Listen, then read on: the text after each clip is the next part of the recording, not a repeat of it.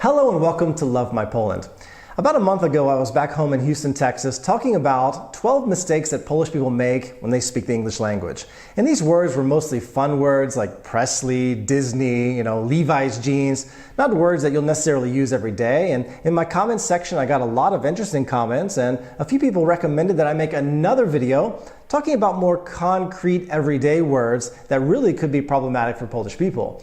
In all my years of teaching English, I have a great mental list of some of those, and I want to share them with you today. And before I go any further, I'd like to point out that in no way do I feel that my way of speaking English is superior to people in the UK or Australia or South Africa or Canada or any other native English-speaking country. This is the way I talk, and all the years I've been teaching, I've used so many different sources of material from around the world that the accent you hear now is kind of an artificial learned accent. The real way I talk, the Alabama style or the Southern style, comes back a little bit when I'm around people, and you can kind of pick that up, especially when I come back from America.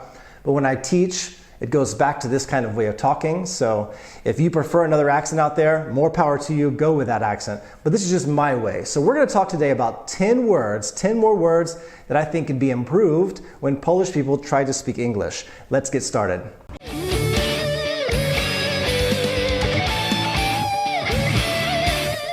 And today, for a change, let's count down from 10 to 1, just to make it different, just to do something unique. Number 10 is vehicle.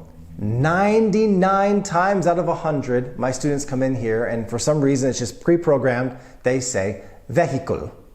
So very strong 3 syllables, vehicle, but in my way of saying it, in the American accent that I know, it's vehicle. Vehicle. Number 9 on the list is one that really gets me, it gets in my ear, and there's no way that I can ignore this mistake, and it's success. If you're Polish watching right now, you've probably heard it yourself or said it yourself, sukces, right? The stress goes on that first syllable, sukces, but it's success, success. Put a nice strong intonation, a nice stress on the second syllable, success.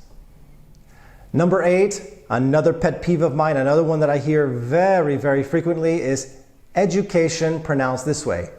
Education. Education. My education was Polytechnical University. Not edu, but edu.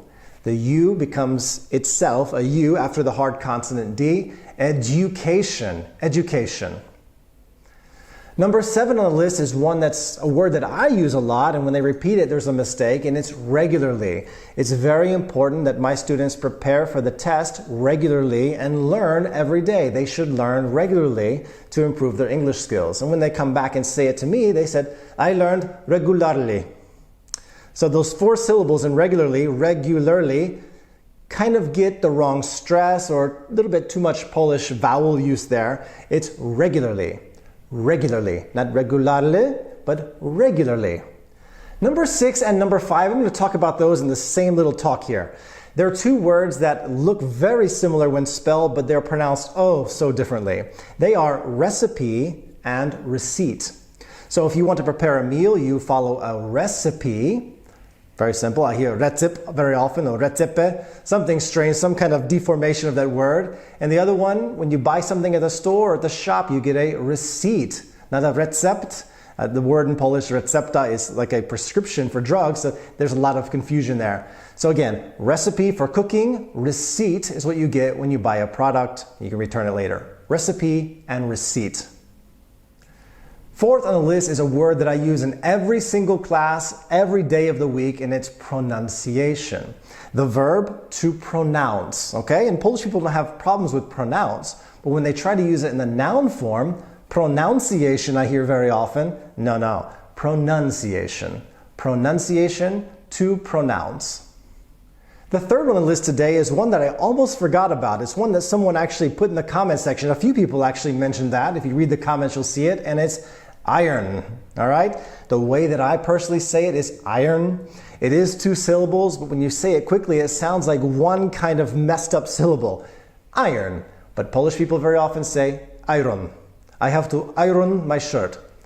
Iron. I have to iron my shirt. And if I remember well, the British pronunciation sounds something, it's a little bit similar. Iron. Iron. Americans say iron. At least I do. Number 2 on the list is a perfect example of why learning English can be so complicated for so many people. The word is comfortable. I hope my students sit comfortably in their classroom here, and when I hear it pronounced, it's 4 syllables. It's comfortable. Comfortable. Are you comfortable? Yes, I'm comfortable. Not comfortable, but comfortable. We eat the sound, we eat the vowels. We do it, we're guilty of it. You just have to be like us and say it the same way. So comfortable, no, comfortable. It's 3 syllables at the end of the day. And the final one, the one that I love the most, the one that really, especially with kids, we go over fruits and vegetables. It's pronounced in kind of a similar way to comfortable. Everything is pronounced syllable by syllable. They say vegetable, vegetable. I eat my fruits and vegetables. Not vegetable, but again, we're eating part of the word vegetable, vegetable, vegetable, vegetable. So those are 10 words today that I think really are at the forefront of my mind from all these years of teaching English that I hear most often. There are plenty more back there. I have to do some brainstorming to kind of retrieve them. But if you like this video, if you find it educational, and you'd like to have more, let me know. Maybe, just maybe, I'll make some more in the future. If you are a subscriber, thank you so much for being here. I appreciate each and every one of you. If you haven't subscribed yet, what are you waiting for? Click the button right here in my game section of my cabinet, of my bookcase, so you'll become a subscriber. Have a great day and see you in the next episode.